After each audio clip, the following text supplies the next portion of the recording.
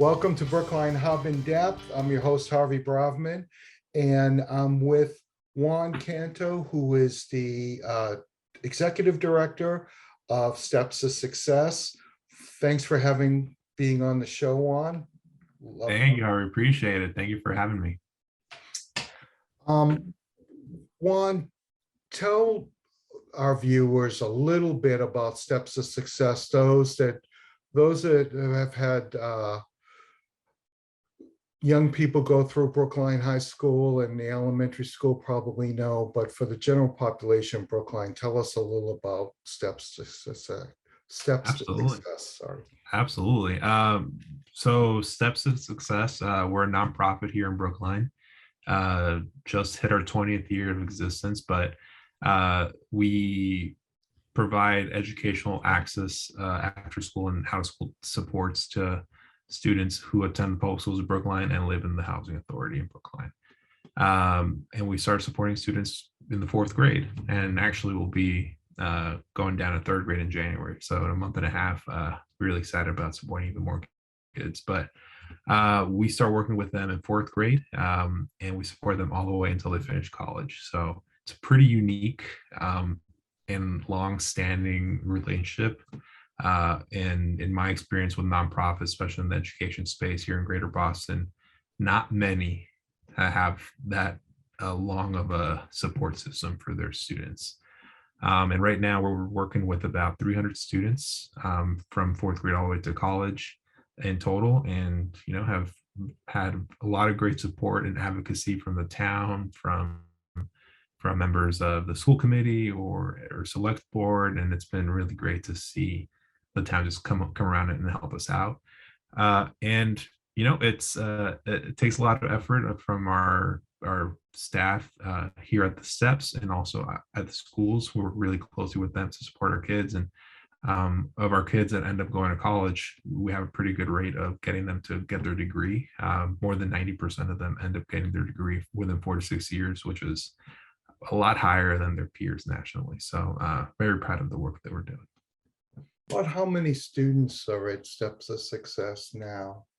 Right now we're at 300. We're going to add about 20 to 30 more with this 3rd grade expansion. And down in the next couple of years, we're going to go down to kindergarten. So adding a grade a year, and that's probably going to add another 120 students to our total. Yeah. That's amazing. And are most of the students Brookline residents? I know they're Brookline residents, and they're also METCO students. And yeah, so the vast majority, about 90%, are Brookline residents. We do support a few METCO students who can qualify for our program. We try to support specifically those that are also low income and share those that background and that demographic with our students in the housing authority. So like 5 to 10% at a given school might be from METCO, but the vast majority are residents of Brookline. One thing that's always been a little confusing to me and maybe to some others is just the connection between the school system and Steps to Success. I know Steps to Success, you have an office right at Brookline High School, right across from the headmaster's office. But is it its own separate organization, nonprofit? Is any part of it funded by the town of Brookline, or? So we are a 501c3, so we're a nonprofit, independent from the town and from the schools. We do get some support from the town through community development block grants, which fund some of our summer internships for students. We also received some in-kind donations and space from the schools. So like you mentioned, our offices, and we have office space both at on Clark Road and then also at the high school. So in that way, they do provide some support, as well as the housing authority, some other in-kind donations and support. So while we are partners in that sense, we are our own individual organizations or entities. So I have my own staff here at Steps. So I have, program staff, admin staff, and our college staff. While the schools have advisors and their own director that I work very closely with to make sure that our students are being supported both during the school day, where the school advisors are doing the work, and then after school during extended day, which is when our staff comes in and supports them. You mentioned before, the sort of the long arc that you're connected to the students. And a friend of mine, a friend, because we have an event most residents know about called the Brookline Youth Awards, and JT Lennox, who's helps out elementary students and is a really great guy. So I met him because he was on our nomination committee and has been on it, I think, all 11 years. And just an amazing guy. But when we talk about the high school students and high school seniors and his influence with his knowledge of steps to success students is vast, because he's almost like, I mean, there's no one else that has any knowledge of any of the students that go back as far as he does. So he'll talk about a student, and he's known this student from like second grade to the 12th grade and knows about the entire arc of their existence and what they're all about and what their goals are and stuff. And that's must be so amazing for a young person to have someone like JT and all of the others that work for the organization, be with them and follow them. It's must be like an extra set of parents or. Absolutely. Advice. Yeah, I think so. JT, one of our longest serving advisors at the school. So he's a school employee, but works extremely closely with our staff at the nonprofit side. And he's just a passionate, very dedicated individual who literally loves the work. And he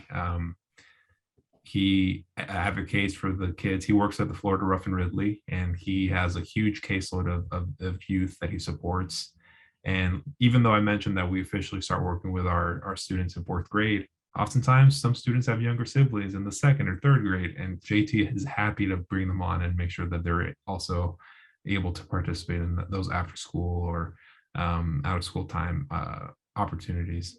So yeah, JT is an amazing guy, and he really exemplifies the relationship that we have with the schools, where it's about in the end, it's about the youth and how can adults work together to support the kids. You also mentioned, the kids sometimes they see the JT and other advisors like Jason or Deshaun or David as, other parents or an aunt or an uncle, right? Where they reach out to them if they have some need of like, can you help me with my resume to get a job, or looking for some groceries, can you help me get a gift card? And I think with some support that we've also been fortunate to get from the town and from supporters and residents of Brookline, we're able to provide these emergency funds at times to those kids and their families to make sure that they're well taken care of. And it's amazing to see sometimes when the young people, when they go through our program, finish college, they still come back and ask for help. Like, even though we're not officially supporting, they're done with college, they're like, yeah, we got you through to the finish line. They still come back. They're like, hey, I'm applying to grad school. Can you help me with my applications, or can you write me a recommendation letter? Or they're going through job interviews and they want to get some support with mock interviews. It's amazing to see them come back and to see us as a resource, and we're obviously going to help them out until they don't want us anymore. And I know, we were talking before the show started about two students, Leslie Surreal Guerrero and Sabrina Joe. They on their own have contacted steps of success. Sabrina graduated a couple of years ago from high school, but I'm not sure how old Leslie is. No, I guess she was 18 years old when she was the Youth of the Year. That was 2011. So that's 10 years ago. So she's closing in on 30. Yeah. And she still reached out, I guess, to be on the board. And that these students, they become mentors after they're mentored. Absolutely. Yeah, it's a beautiful thing to see. I think I that's something that I really feel kinship to our youth. I have a similar background to our kids, where even though I'm not from Brookline or Boston or Massachusetts, I'm originally from South Texas. I grew up low income and in a very transient space where we were grew up in a family of migrant workers, and we would travel from South Texas to Iowa every year to work in the cornfields.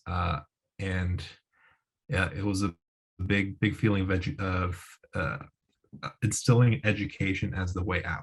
And even though family members, cousins, uncles, parents loved me to death, they didn't know how to navigate the college system. And that's something that we see with our families and our youth, where the parents love them, but sometimes due to income issues or being recent immigrants, they don't know how to navigate the system, especially when it gets to college and applications and enrollment. And that's where we come in and are able to support them. And like you said, Sabrina and Leslie, they are the type of people that they are mentored, and then they become the best mentors possible for the next group of kids. It was interesting seeing them just grow, and I saw my own experience as well when I was the mentee and then became the mentor, and now I have youth and kids texting me or ask me for help to apply for certain scholarships or transferring schools. So it's an amazing thing that we hope that keeps going. It's a gift that keeps on giving, right? Right. And also when you think about these relationships they have, these students have what older students who are older than them, as well as your counselors and everything. I remember, so I was a low income student and from a low income family, and had great parents, but I didn't see that much of my father because he came home real late at night. He was a garment cutter in a garment factory, and he we didn't see him. And so so you also don't have that availability of a parent where if your father's maybe a doctor or runs something or something like that, might be able to take the time off to spend certain amounts of time with their kids or be there for certain organizational events and things like that. But when you're poor and you can't ask for time off, and it's just not there. And so to be able to have someone that could be there for you, it is just huge, and someone that your parents respect. Absolutely. So that it's not choosing in between your parents and counselor. It's all becomes one part of one big family, I guess. Mm-hmm. And I think that's the intention behind that, right? Where we're able to provide that extra support after school or out of school, where oftentimes our parents, they have multiple jobs, or their jobs don't allow them to pick up their kids right when school ends. So this provides them a little more breathing room on that side. And I remember just recently speaking to a parent where he works in Brookline, but lives in is a live-in maintenance person for one of our senior community centers in town. And he has some kids who are attending the public schools, and he and his wife love their kids, but they're not their math skills or their English skills aren't up to par for homework support. So when their kids come home and they're like, "Oh, can you check my homework?" They can't. So Right, how do you close that gap? And that's where we try to come in, where we're able to provide that academic support, that enrichment right. support after school, making sure they're able to get that done. And then, when they go home, it's not about that specifically. It's more about, being with your family and maintaining that relationship. So um just, we're trying to do that as much as we can. And I think your own story, where your dad obviously loved you and your family, and he put so many hours to make sure that there was money on the table, food on the table, and sometimes that comes at a sacrifice. So how can we ensure that when the parents of our youth are doing the same, we can make sure that their kids are being supported. Now, you just became the executive director.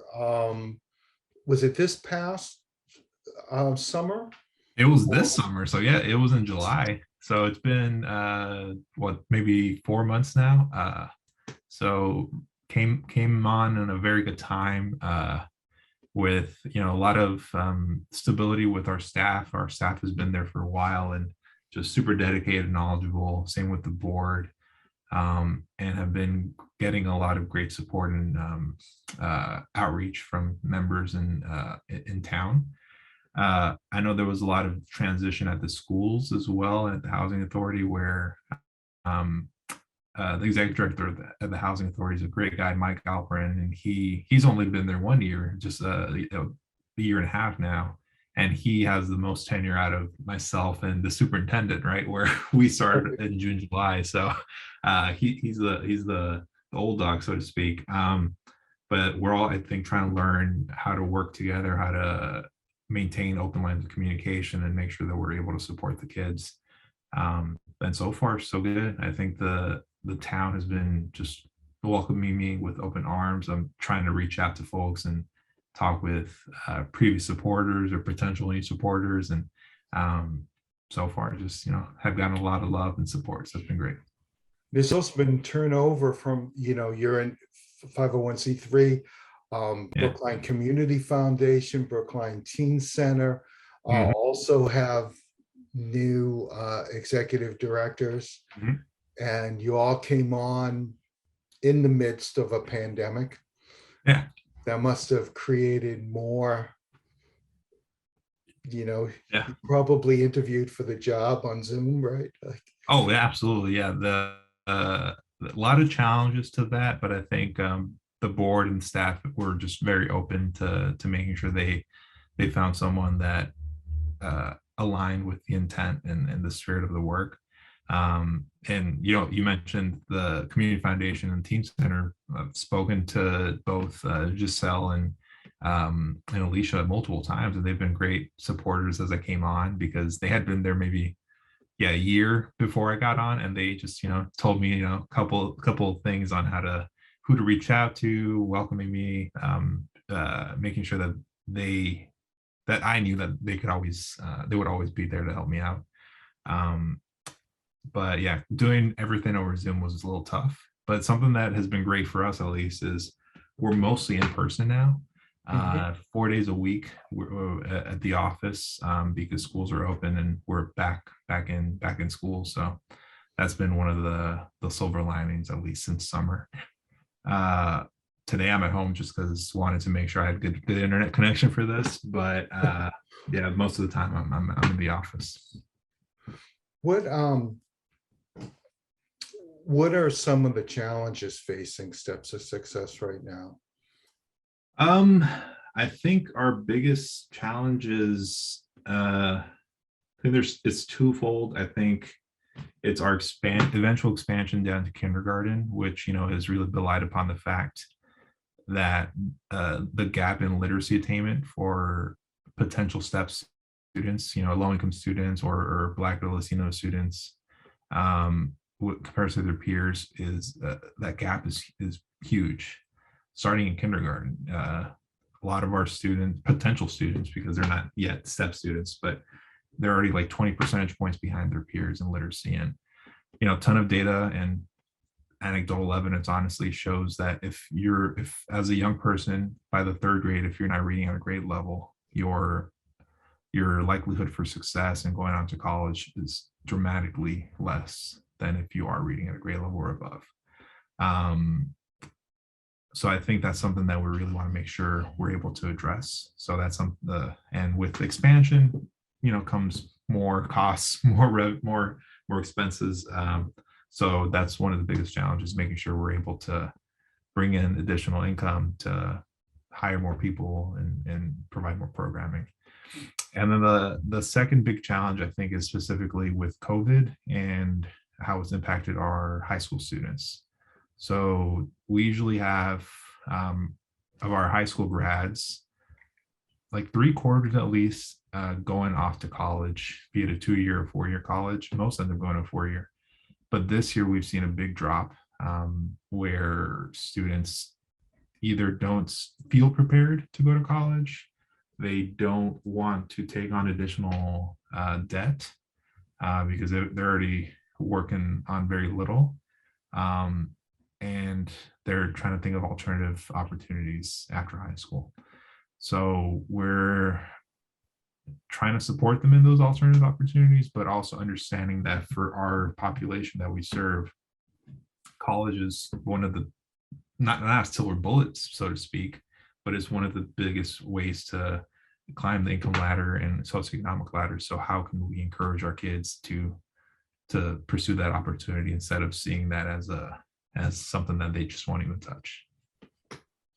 I was speaking with Carol Lopez, who is a guidance counselor at Brookline High School. She was it's connected to the ACE program, and talking about the ACE students that she helps, and that there's also this sort of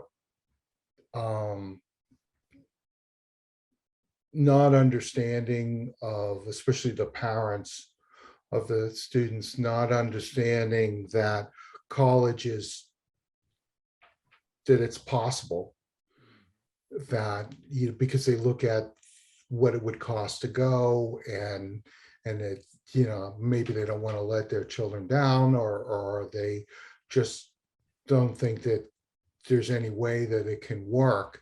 Right. And to sort of put them in a position where they understand that this is a reality, that there's aid that is available.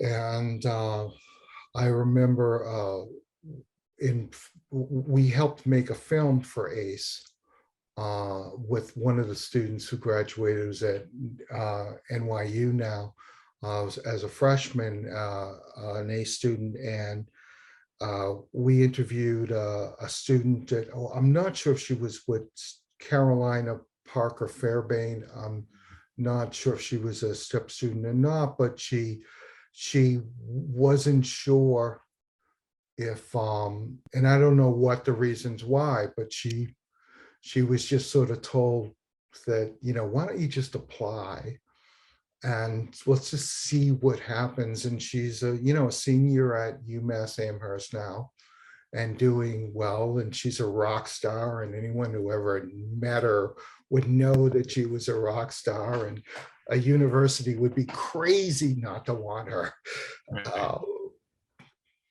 But just knowing that that opportunity exists. And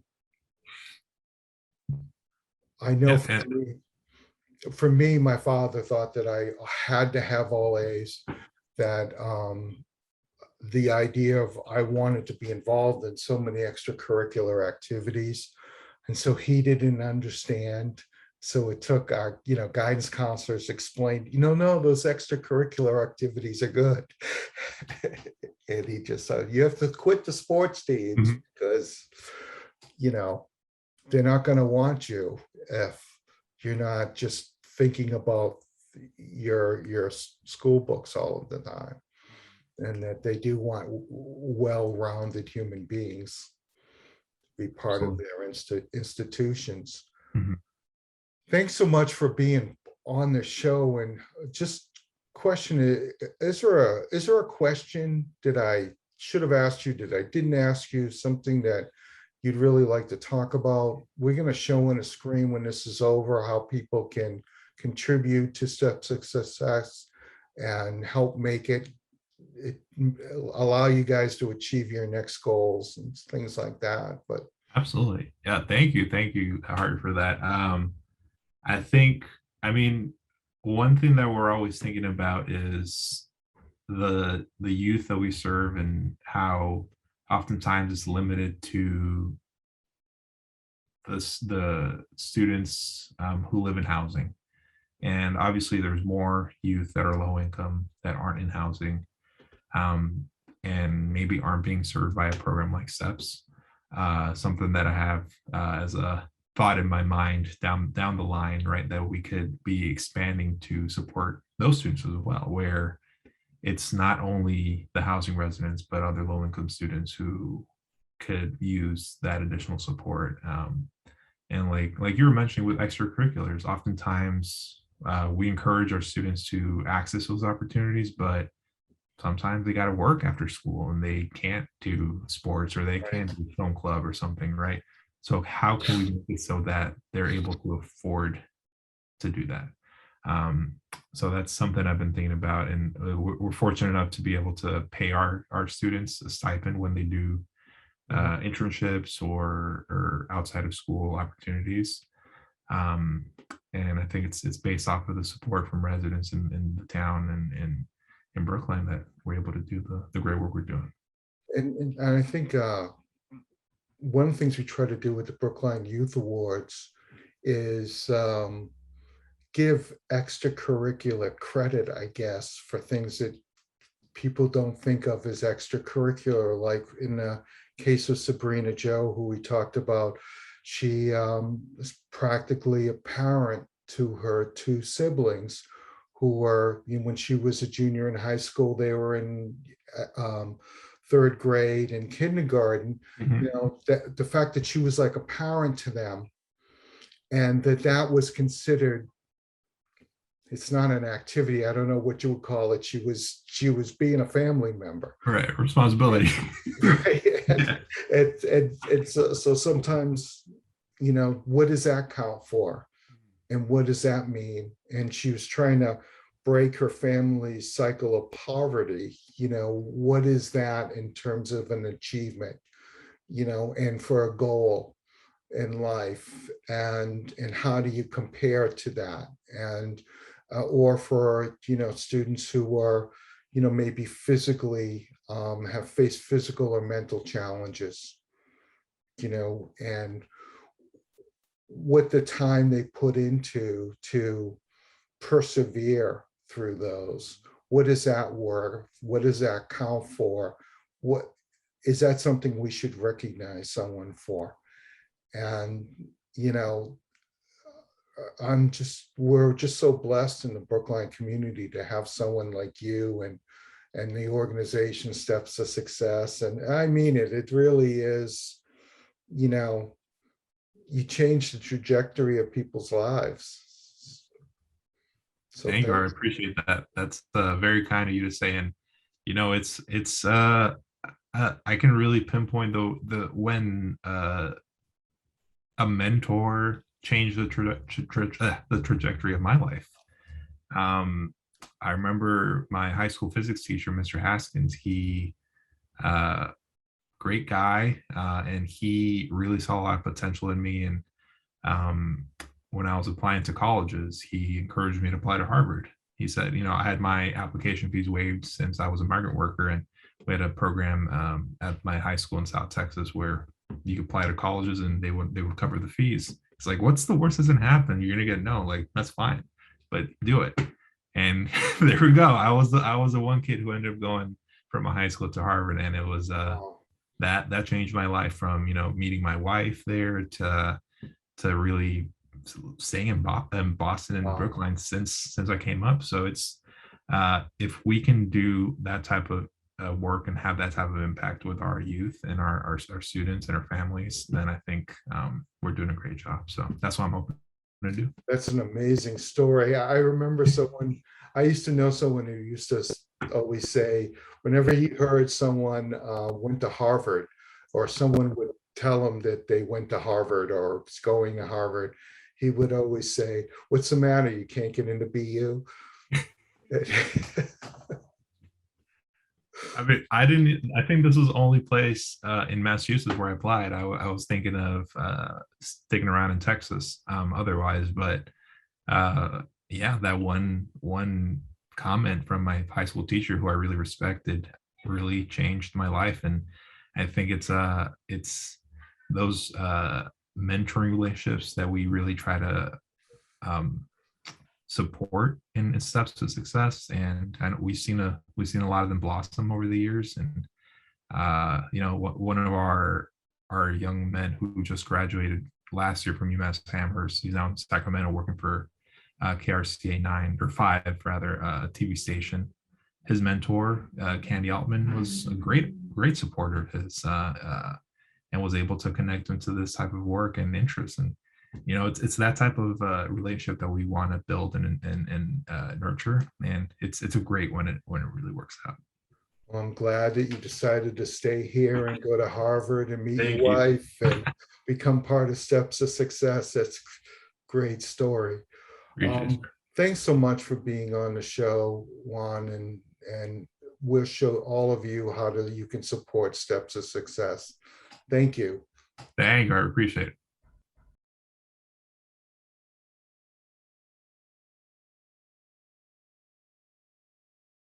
Hi, my name is Danielle Myers of ADW Video Productions and BrooklineHub.com. BrooklineHub.com is a 501c3 nonprofit online publication dedicated to community building through local reporting and events. Brookline Facing Civil Rights was produced by our founder, Harvey Bravman. The film is about the experiences of African Americans who helped break the wall of segregation that existed in Brookline before the civil rights laws were passed in the 1960s. Last year, the film sold out the Coolidge Corner Theater and included a panel discussion on inclusivity. You can stream the film and the discussion on BrooklineHub.com in exchange for a donation to the Brookline Community Foundation's Safety Net Fund. You can also stream Soul Witness, a film that features interviews with Brookline Holocaust survivors conducted 30 years ago, on soulwitness.org. For the last 11 years, Harvey has been interviewing outstanding teens as part of an event held at the Coolidge called the Brookline Youth Awards. The Brookline Youth Awards are an opportunity for Brookline residents to hear about the character, challenges, and dreams of its young people, as well as adults dedicated to their success through the power and intimacy of video interviews.